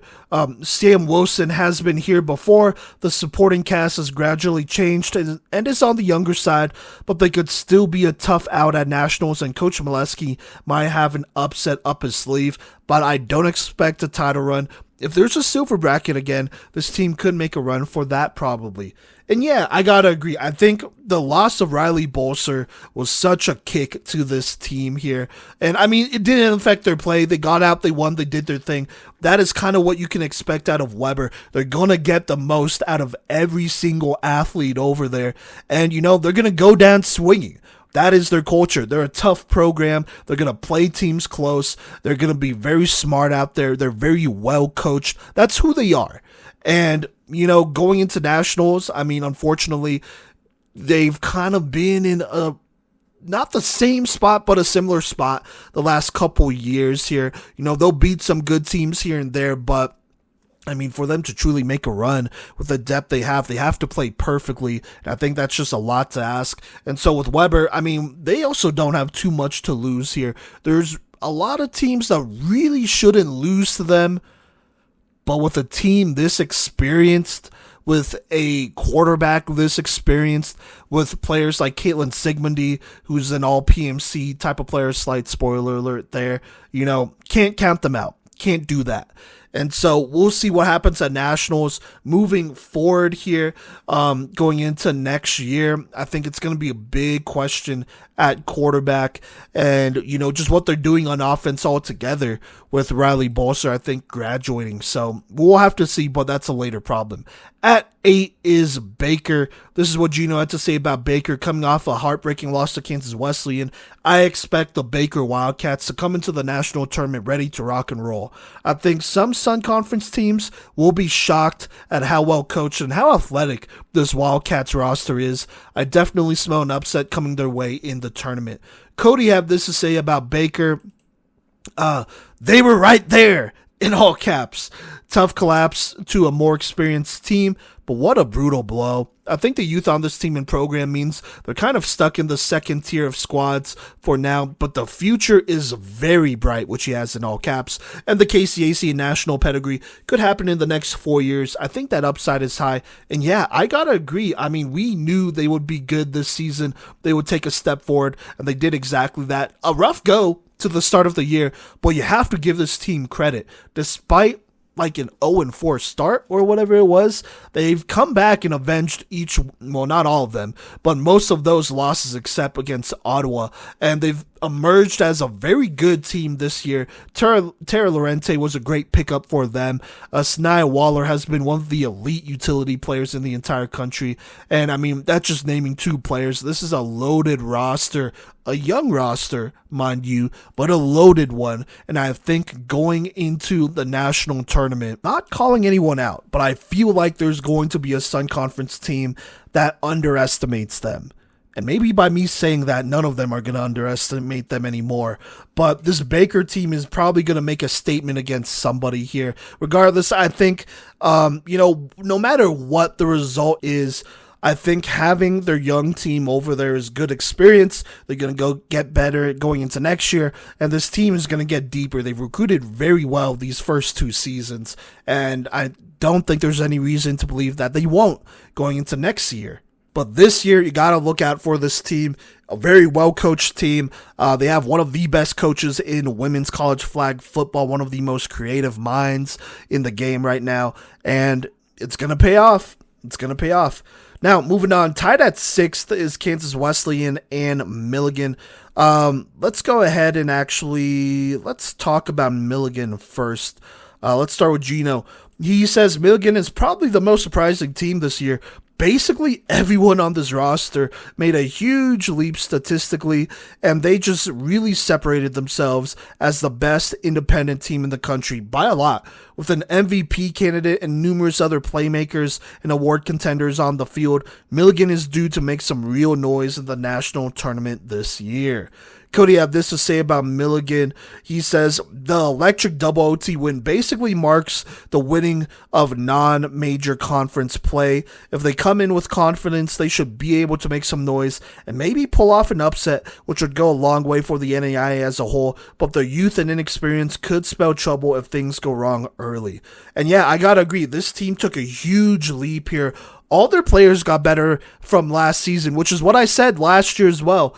For this team to get better, everyone in that core has to get better. On top of that, they added some key freshman additions, including Tatiana Buno, as well as Krista Quinn, who has been elite for them this season. It is not crazy to say that this team is a dark horse going into the national tournament, but, they haven't exactly played a lot of the top contenders in the country, and so it's going to be eye-opening to see where they truly are at. This young team, they just got to have the mentality that they have nothing to lose. They got to go in here and be aggressive and really set the tone for this tournament here. And you know what? Who knows what happens from there? Regardless, the future of this team is extremely bright, and they're still very young here. The core of this team is made up of underclassmen, so gotta look out for this team in the future, but not only the future, but the near future as well. Mark my words there. Now, tied with them is Kansas Wesleyan. This is what Gino had to say. Kansas Wesleyan finds themselves in the top 6 after losing in the KCAC championship to Ottawa. The addition of Aaliyah Wood is arguably the best transfer pickup in the country in 2025. But it still feels like they are missing something on offense and defense. The pass rush specifically is an area that Kansas Wesleyan has struggled with. Maybe this will be the year that the Coyotes finally find themselves in the gold bracket. We'll see. This is what Cody had to say about K-Dub, though. He says, obviously, they made it to the silver podium for the KCAC tournament again, and that's good, but the little mistakes will eat them alive before they pull out a championship. I'm not really interested if they win some kind of silver bracket again, to be honest. And yeah, I gotta agree with that. I think we're all past that. I'm sure they're past that as well. For them to be a true contender, they cannot allow the little mistakes to hit them. And against Ottawa in the conference championship, it happened again, right? A lot of little mistakes, drops, missed flagpoles, no pressure, wide open receivers. Unacceptable for them. That is their standard that they've set here. The defense arguably, was a little bit worse this season compared to last. I felt like last year they were able to rack up a lot more sacks. But this year, it just felt like there was not really great rushing from their defense. On top of that, it felt like their secondary was a little suspect at times. It looked like there were either a lot of miscommunications or a lot of wrong defensive play calls. Either way, you can't have either going into this tournament. And, I'm not counting them out. I think, like Milligan, they are a dark horse team. But they got to play a complete game. You can't have little mistakes kill you. They got to master those little things here and go into this tournament and give it their best shot. So we'll see what happens. Now, still at 5 is Warner. Gino had this to say about Warner. Says, another year of missing the Sun Conference postseason championship for the Royals. As talented as Warner is, I think we all expected more from them this year, especially with how dominant they were in 2024. I once again reiterate that this team would be absolutely horrifying if they truly invested in the QB position and found themselves a true top 5 player at the position, especially with those receivers, which he has in all caps and with 1,000,000 exclamation marks.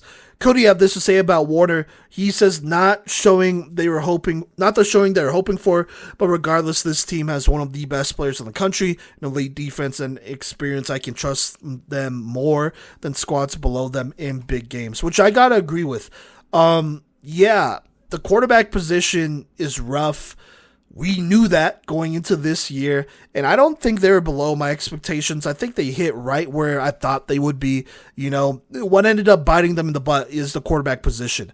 They have some talent in Katarina Macogno. She showed some flashes throughout the season, but she did play like a freshman, let's be honest there. And I think she can definitely improve and get better going into next season, but right now she's just a raw quarterback prospect. Catherine Hutchinson, she got better compared to last season, but she had some rough games this year here, and the quarterback carousel continues. Now, the defense was better. Offensively, the receivers were great. I think they have a lot of firepower, and I think there's still a chance that, they make a run at a title, but their quarterbacks need to play the best games of their lives here next week for that to happen. Is that out of the question? No, I don't think so. Is it improbable? Yeah, probably. But they got to find someone to step up if they want to make some noise. Other than that, the defense is consistent enough where they'll hold them close in games, as well as the receivers being talented enough where they'll give them a shot at winning games. So, I wouldn't say a dark horse team, but definitely a wild card, if any, here in Warner. Not for St. Thomas, who stays right here. Gino says this about him. The St. Thomas defense, led by Tshumba Washington, is easily one of the best in the whole country. The offense is also way more explosive than last year with Brooke Bogat's taking over. So St. Thomas is easily a top threat heading into nationals. Cody had this to say about STU. Following the events of the KCAC tournament, I still feel better about St. Thomas than KCAC teams to pull an upset, but mainly establishing themselves atop the ladder of the second tier. This team will have to finish the transition in the coming seasons to push for a championship, as this just doesn't feel like their year. Now, I'm not going to say what Cody said there. I do feel like this is a team that can contend given the right circumstances. The defense, they have one of the best secondaries and defenses in the entire country. No arguing with that. With the offense, we knew that there would be some transition with Holly Neer leaving. Brooke Bogat's has been an upgrade in some ways. I think she's a better athlete, but has been raw for sure. And I think that inexperience has shown this year. But she has potential. Right? Unfortunately, she is listed as a senior. I don't know if that's incorrect or what have you, because there are some, I don't know what's going on with the St. Thomas website, but there are some players who have the wrong year listed next to them. But we'll see what happens. If she's a senior and she's gone after this year, then, the quarterback search begins again going into next year, which is rough. But, it is what it is for now. And for now, this team, they're going to be able to really compete with some of the top teams in the country. I really don't doubt that at all. I think they're true contenders here. But, we'll see what happens with the quarterback play. So there you go there. Now, at 3 is Thomas, who does slide down a spot after losing in a rough one in the conference championship. Gino says, with one loss on the year, Thomas once again find themselves firmly in the top 3 in the country heading into the national tournament. This could definitely be the year that they take Ottawa's crown, especially with the versatility that they possess on offense and defense. The quarterback position is interesting for them, but at least they have multiple options there. Cody had this to say about Thomas, saying the whole season was literally perfect, not losing until the Sun Conference chip, but maybe that experience is what allows Coleman to take them to the top. The different quarterbacks might be a detriment if attempted in nationals, but the fact that they have a chance, have a choice of a hot hand could also be the X factor in the tournament. What stinks is that this team probably faces Kaiser in the bracket before Ottawa, which is not ideal if you're the Nighthawks or the Seahawks. Yeah, Thomas, they're going to be contending the defense. When they're on, they're good. I think, I'll just say this, the conference championship felt like such an outlier where everything just went wrong so quickly here. And so I'm not going to really weigh that too heavily when considering them for the national tournament. At face value right now, when it comes down to Thomas, we know who they are. They're a contender. They're a blue blood. They're a team that's going to get in there and at least make the semis. We know that. Now, for them to take the next step, they need their quarterbacks to play well. whoever it may be. Keelan Coleman, Alexa Wilson, Holly Neer. Holly Neer is more of a secondary option, but whoever's playing, they got to make good decisions. They got to keep this offense being productive. Defensively, we know what they could do there. They just had a bad day. But, this is a battle-hardened team going into this conference tournament, going into this national tournament. They're dangerous, and you can't discount them for one bad game, in the Sun Conference Championship. Got to remember, they already beat Kaiser once this season. So there's that as well. But I legit think this defense can match up with any offense in the country, and this offense, can match up with any defense in the country. It just comes down to how the offense plays and quarterback play per usual. Now, going to number 2 is Kaiser, who does move up a spot. They are your Sun Conference champions. Gino says this: Kaiser is now Sun Conference postseason champions for the second year in a row. They actually might be somehow better than their team last year, especially when you look at the ridiculous spread of playmakers that contribute on both sides of the ball. With their depth, their size and speed, and their system, it's hard to see anybody beating this team in the postseason. Gino going ahead and voicing his confidence in Kaiser there. Cody says this: the Seahawks made a statement beating Thomas the way they did, looking precise and deadly on both sides of the football. They are my other pick for a national title run more than any other team, but will not play. I don't know. This is bad grammar. Not playing Ottawa in the regular, but will not playing Ottawa in the regular season hurt them? Only time will tell. Jesus, sorry about that. So there you go. Yeah, gotta agree. Kaiser, wish they played Ottawa in the regular season. We'd get a better idea. But right now, they look like a strong team. But we all know what it's going to come down to. If they play Ottawa, they cannot have a bad game. That's it. And if they have a bad game, they got to be able to bounce back from it quickly here. This is an experienced team. This is a deep team. They have a lot of weapons on both sides. The defense, I thought, took a really big jump. Not a big, like a massive jump, but a pretty sizable jump going from last season into this season. And I think this defense could definitely give Ottawa's offense, and really any offense, some issues. They match up well up front. Offensively, Haley Young has proved to be great here. Had a signature game against Thomas where she was just on the money. I think that really shows her potential here, as this is her last season and only season as the quarterback for the Kaisers, starting quarterback for the Kaiser Seahawks here. And so I do think she could win you a national title. She's proven that before. I don't really have questions at quarterback. It's really, comes down to Kaiser and Otto. I really think that's what it's going to come down to. If they don't beat him, obviously their season's over, and really nothing else matters until then. So there you go. Now, at number 1 still is Ottawa. Gino says this: Ottawa has done nothing but dominate in just about every game this season. Their experience is second to none, and what's more is that they still have never lost a national championship game. They are once again the favorites going into the final week of flag football, and that is for a very good reason. Expect Madison Carrera to absolutely shred things up in her final run at a national championship, and the final run for that core actually as well. Gino said they never lost a national championship game. Technically, 2 years ago when they did double elimination, they did. And then they won the next one, which was very convenient for them. So there you go. Cody had this to say about Ottawa: the only undefeated team in the country is and should be the favorites to win nationals. They've pulled out close ones, but they've also dribbled their best competition in conference this season with a core that's almost entirely the exact same as the one that won the past few years. It should be enough again. And I agree. I think last year, especially in the regular season, it felt like Ottawa was super sloppy. They hit some slumps here and there.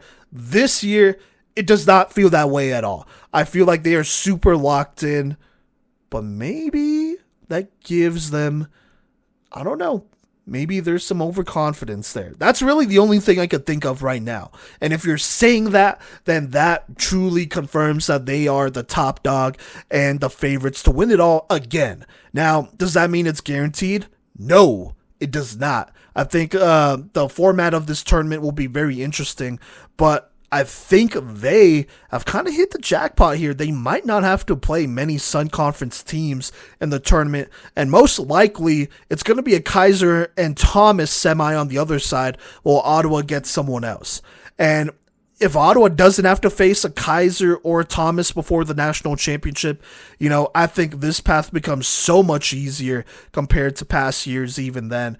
And, they're the favorites for a reason. There's no reason to doubt them right now. But you never know. So, there you go. And then, I guess, projecting for the future, Thomas and Kaiser should pretty much be in similar spots. Thomas might need a little bit of rebuilding to do here. Kaiser, they are going to be loaded going into next year as well. Ottawa, they're going to lose their core. Obviously, that core has been around for 5 years. That's because they get a COVID year, but they'll be gone after that. It gets really interesting. It's not like they lose all their talent. They're still going to be super talented, but there's going to be some new faces, and I think it's going to be a lot of fun next year still, and you could still expect them to be a contender. But for now, they're focused on another national title. It's very likely that they'll get it. We'll see. So there you go. Our last rankings here for the 2025 season goes at 22 Bethel, 21 St. Mary, 20 Reinhardt, 19 Point.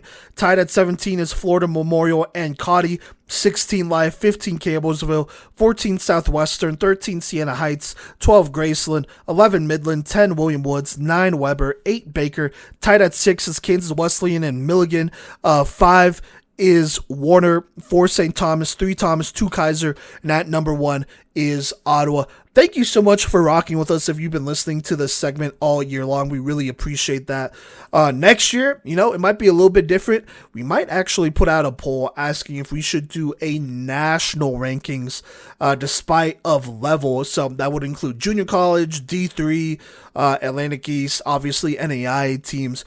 We might do that going into next season. It probably won't include club teams. This will just be teams that are giving out scholarships for players to play on their program to further, further promote women's college flag football as it has been growing so much. But like I said, thank you so much for rocking with us. And yeah, there you go. Those are your last rankings, NAIA rankings of the 2025 season. All right, before we hit the outro, let's go ahead and talk about end of the year awards. Polls are now live on Twitter/X at Playmaker Corner here. So make sure you go ahead and vote there. In case you don't know how our end of the year awards will work, next week's episode will be our award show episode, which should come out on Monday, May 5th. If not, maybe a little bit sooner. We'll actually see about that here. But we'll also release our all PMC and all freshman teams made up of the best players in the country here in NAIA next week as well with that episode. So make sure you keep an eye out for that at all our social medias. But anyways, back to our end of the year awards. So you, the fans, you get a vote. Whoever wins the fan vote will get the vote from you, the fans. So there you go. That's one vote. Myself, Cody, and Gino will vote. And then we have a couple guest voters from NAIA F-ball. And then someone who's a big guy in the flag football community will be voting as well here. So there you go. But the key thing with all of this is that you, the fans, you are the tiebreaker. So if for any reason the votes land from myself, Cody, Gino, the other voters that we have, and it is tied between 2 or more candidates, then the fan vote decides who wins the award. That's important to keep in mind, as last year, the fan vote decided a couple of the awards. So there you go. Now, I'm just going to go down the line. I'm going to give some updates on how some of these awards are going right now here as far as fan voting goes, which, by the way, is on Twitter/X, and all them polls are going to end on May 1st, so make sure you vote before that. But let's go ahead and start with most valuable playmaker here. Our 4 finalists are Tashumpa Washington of St. Thomas, Bridget Kaiser of Milligan, Madison Carrera of Ottawa, and then Anna Vincenzini of Warner. There's been 130 votes, and right now Anna Vincenzini with a very strong lead of 51.5% there. Moving on to Offensive Playmaker of the Year, our finalists for that is Alyssa Linkus of Ottawa, Jessica Finley of Warner, Haley Young of Kaiser, and Sarah Rancorn of Milligan. And 88 votes, and it is a very close, a tight race here. Alyssa Linkus leading barely with 31.8%, Jessica Finley with 28.4%, and Sarah Rancorn with 26.1%. 5 days left here and only 88 votes. Still a lot left here. Now moving on to Defensive Playmaker of the Year, we have our 4 candidates, Ashley Clam and Adriana Cavallati of Kaiser. We have Tashumba Washington of St. Thomas and Janae Scott of Thomas. Only 49 votes, but this one is also a close one. Right now, Adriana Cavallati leading on 34.7%. Ashley Clam, her teammate, right behind her, though, with 30%. Janae Scott with 28.6%. And then Tashumba Washington having some ground to make up at 6% right now. Now, Newcomer of the Year. This goes to the best freshman from this season in 2025. We have a couple. We have Yvonne Brussel from William Woods here. We have Janasia Wilson from Kaiser, Keelan Coleman from Thomas, and Krista Quinn of Milligan. 63 votes in this one. Right now, Krista Quinn leading this one by a lot, 38.1% here, followed by Janasia Wilson at 30%, Keelan Coleman at 17.5%, and Yvonne Brusso at 14%. Now, going on to Breakout Player of the Year, this award going to a player who is not a freshman, who has broken out and has, played before, but has a very massively improved. Some could say most improved player here, but we have a couple players. We have Olivia Manfrey coming from Australia as a sophomore out of Southwestern. Destiny Lockett, the Florida Gateway transfer, playing for Thomas. Tara Lorente, the transfer from Thomas, quarterbacking for Baker now. And then Bridget Kaiser, the sophomore quarterback for Milligan. Right now, with 61 votes, Bridget Kaiser with a massive lead, 50% of the votes right now. The next closest is Destiny Lockett with 21%. Only 61 votes, so still a lot of time. Now, Coach of the Year, we have our coaches in Chelsea Palmer of Thomas, Sam Harris of Kaiser, Liz Sowers of Ottawa, and Ryan Whitten of Milligan. And it's a close one, 83 votes here. Right now, Liz Sowers is leading with 30.1%. Chelsea Palmer, spelled Parker, which is wrong. Come on, Cody, with 27.7% here. Ryan Whitten with 21.7%, and then Sam Harris with 20.5%. Still a lot that can happen there. Moving on here to Best Defensive Back, our finalists for this one: Tashumba Washington of St. Thomas, Ashley Clam of Kaiser, Talia McInnes, the safety from Ottawa, and Caitlin Sigmundy, the safety from Weber. With 151 votes, it is a close one here between Talia McInnes of Ottawa and Ashley Clam of Kaiser. McInnes barely leading right now, and this is as of Sunday. It's like 10:48 a.m. April 27th, she leads with 45.7% of the votes. Ashley Clam with 44.4% of the votes here, so making up big chunks right there. Then moving on, we have Best Linebacker, Samaya Bryant of Kaiser, Janae Scott of Thomas, Anna Vincenzini of Warner, and Adriana Cavallati of Kaiser. All in this one, 167 votes here, but right now Anna Vincenzini with a big lead, 46.1%. Next closest is Janae Scott with 24%, Adriana Cavallati with 16%, and Samaya Bryant with 13% here. Moving on at rusher, we have 131 votes on this one. Right now, our finalists go Sue Kaufman of Ottawa, Tatiana Bruno of Milligan, Yvonne Brussel of William Woods, and Caitlin Herb of Thomas. Sue Kaufman with a big lead here, 46.6% here, followed by Caitlin Herb at 21.4%, Tatiana Bruno at 20%, and then Yvonne Brussel at 11%.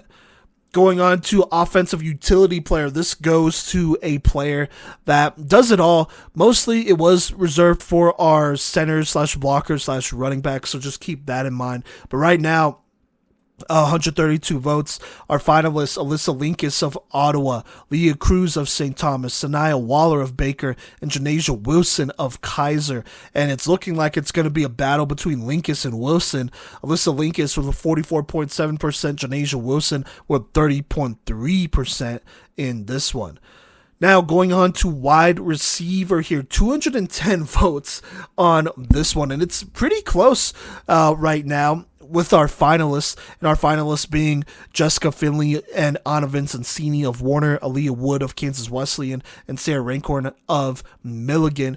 Right now, Jessica Finley leads with 34%, but her teammate Anna Vincenzini is right behind her with 31%, Aaliyah Wood with 21.4%, and Rancorn with 13.3%. And then last but not least, best quarterback with 189 votes on this one right now. This is a close one here. Our finalists go Madison Carrera of Ottawa, Haley Young of Kaiser, Shahira Awada of Kansas Wesleyan, and Bridget Kaiser of Milligan. And like I said, it's close. Right now, 189 votes on this one. And, whoa, this is crazy. And maybe this will drive more votes here. But we have a tie right now for first place. Haley Young and Bridget Kaiser each at 31.2% here, followed by Madison Carrera at 24.3% and Shahira Awada at 13.2%. Go and vote at Playmakers Corner on Twitter/X here. All our polls should be there. Just scroll down a little bit and you will find them. Should be super exciting here. And then make sure you tune in to our end of the year award show next week. I will be hosting that one, and I will make sure to read off the reasons of everyone that is voting. And there you go there. And also talk about all PMC teams and our all freshman team, which, by the way, made up of NAIA squads, just NAIA players for now. Could expand it to next year, but we will see. All right, thank you so much for rocking with us. The next recap episode we will have will be after the national tournament in a couple weeks here. But the next episode that we'll have, which is episode 455, will be our Women's College Flag Football End of the Year Awards show. Just any IA finalists for that one. Just talked about it on the last segment. Make sure you check that out. And make sure you go vote on Twitter/X at Playmaker Corner. We really appreciate all the support on that. And remember, whoever wins the fan vote among our finalists will win tiebreakers if there are any. So there you go there. But thank you so much for rocking with us and all your support this season. Until next time, we'll catch you later.